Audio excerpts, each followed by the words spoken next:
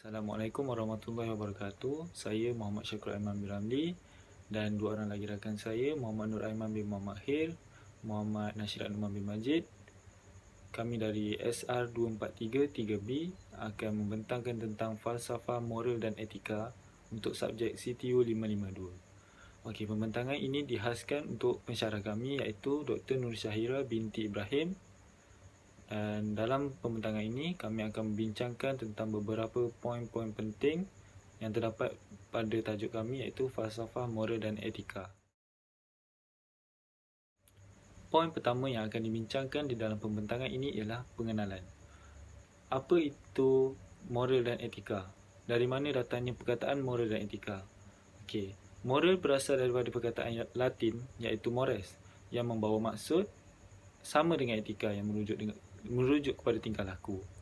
Manakala etika pula dipetik daripada bahasa Inggeris iaitu ethic dan bahasa Greek ethnos yang membawa maksud nilai-nilai atau perkara berkaitan dengan sikap yang menentukan tingkah laku untuk sesuatu golongan. Okey. Di dalam pembentangan ini kami mengambil isu penularan COVID-19 di Malaysia sebagai isu semasa kami. Semasa penularan COVID-19 di Malaysia, kita dapat lihat nilai moral dan etika yang terdapat pada rakyat Malaysia kita untuk menghapuskan COVID-19.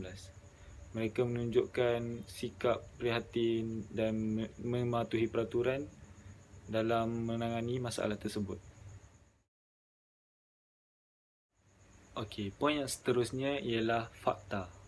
Ramai yang tahu bahawa moral dan etika ini adalah sesuatu yang penting dalam kehidupan kita, kehidupan seharian kita. Namun, masih ada yang tidak dapat membezakan antara moral dan etika. Okey, pertama sekali kita akan membezakan moral dan etika dari segi maksud. Moral merupakan tingkah laku seseorang yang telah ditentukan oleh etika, yang sama ada ianya sesuatu yang baik ataupun yang buruk. Okey, etika pula ialah ilmu yang menjelaskan baik dan buruk serta menerangkan apa yang seharusnya dilakukan. Okey, dari sini kita dapat lihat etika merupakan sesuatu dari segi teoretikal, manakala moral merupakan sesuatu yang merujuk pada praktikal.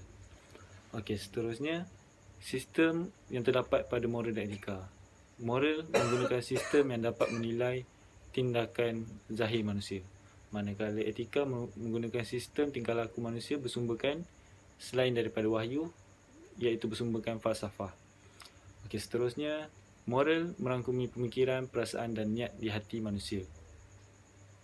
Manakala etika merupakan tanggungjawab besar manusia bagi mempersiapkan prinsip tanggungjawab dalam diri sendiri. Okey, seterusnya kita berikan contoh untuk moral dan etika.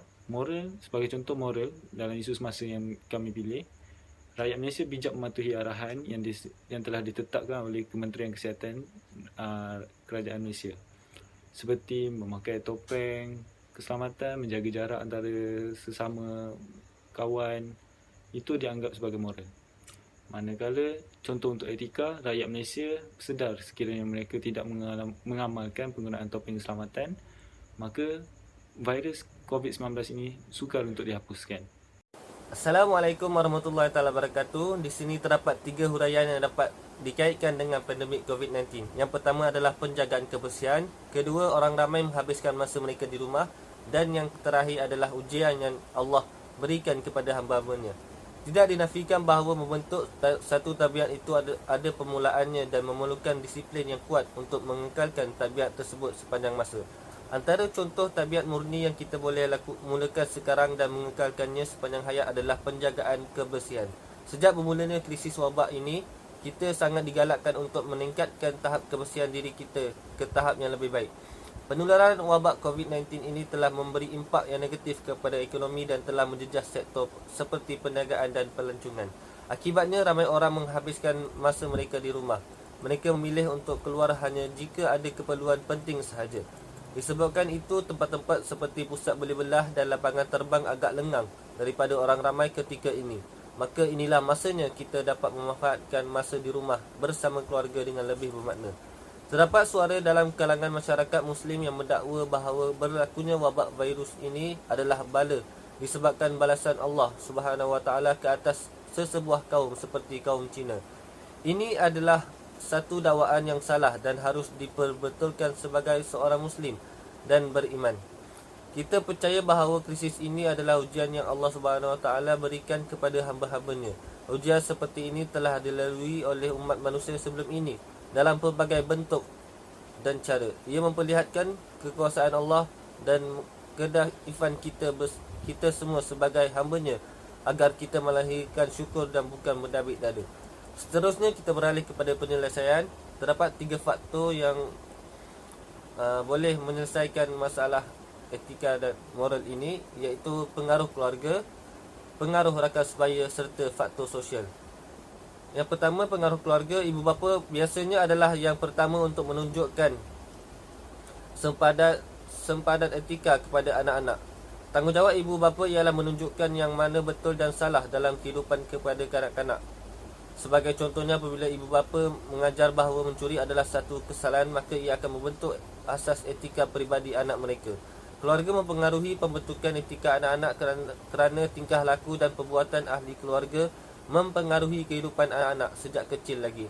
Seperti ungkapan anak umpama kain putih, ibu bapalah yang bakal mencorakkannya, maka segala nilai-nilai baik maupun buruk yang diamalkan ibu bapa akan menjadi contoh kepada kanak-kanak. Yang seterusnya, pengaruh rakan. Rakan merupakan individu yang berpengaruh menentukan tingkah laku seseorang dalam kehidupan seharian. Kualiti hubungan dan pengaruh rakan yang baik akan membantu ke arah masa depan yang baik, manakala rakan yang tidak baik akan membawa kepada kehancuran. Sebagai contoh, kanak-kanak biasanya dipengaruhi oleh rakan-rakan pergaulan seharian mereka. Sekiranya mereka berkawan dengan rakan-rakan yang mempunyai etika yang baik, maka ia akan menjadi ikutan. Jika rakan mereka terlibat dalam perkara seperti mencuri atau vandalisme, maka kanak-kanak tersebut kemungkinan melakukan perkara yang sama. Yang terakhir adalah faktor situasi. Faktor situasi banyak mempengaruhi perwatakan dan tingkah laku seseorang individu. Seseorang yang mempunyai etika dan tingkah laku yang baik boleh bertindak bertentangan dengan kelakuan yang baik disebabkan oleh faktor situasi. Sebagai contohnya, apabila seseorang kanak-kanak memecahkan gelas di rumah, dia akan cuba menafikan perbuatannya kerana takut dimarahi oleh ibu bapa. Dalam situasi ini, dia berbohong kerana perasaan takut dan ia tidak bermakna bahawa etikanya tidak baik. Walaupun tindakan itu menunjukkan ketidakjujuran, faktor situasi memberi justifikasi dalam keadaan apakah seseorang itu bertindak secara tidak beretika. Assalamualaikum warahmatullahi wabarakatuh. Bagi cadangan dan komen, sudah menjadi tanggungjawab setiap individu untuk mematuhi etika dan moral, terutamanya ketika pandemik COVID-19 melanda. Setiap individu perlulah bersama-sama memainkan peranan masing-masing untuk menangani isu ini. Antara etika yang perlu dipatuhi oleh setiap individu adalah menjarakkan diri sejauh 1 meter antara satu sama lain ketika keluar. Setiap individu perlulah menjaga tutur kata dan sentiasa bersabar, terutamanya ketika sedang beratur menunggu giliran. Hal yang kedua adalah setiap individu perlulah mematuhi peraturan atau etika yang telah ditetapkan oleh sesebuah premis. Sebagai contoh, sesetengah premis telah mewajibkan pelanggannya untuk memakai topeng muka ketika hendak masuk ke dalam kedai. Oleh yang demikian, setiap individu perlulah mematuhi peraturan tersebut dan tidak sewenang-wenangnya melanggar peraturan tersebut. Dan yang terakhir ialah setiap individu perlulah bekerjasama untuk membanteras penyebaran berita palsu.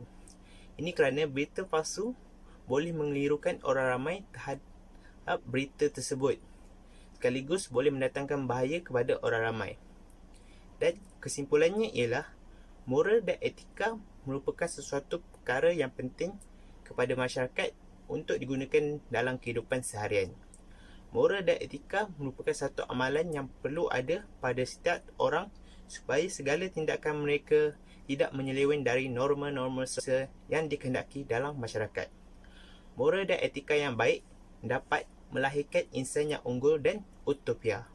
Faktor-faktor seperti keluarga, rakan sebaya dan masyarakat lah yang memainkan peranan penting dalam membentuk akhlak seseorang. Dengan akhlak yang baik, Malaysia akan dikenali dan disegani sebagai negara yang melahirkan generasi yang beretika dan berkelakuan baik. Sekian daripada kami semua. Terima kasih.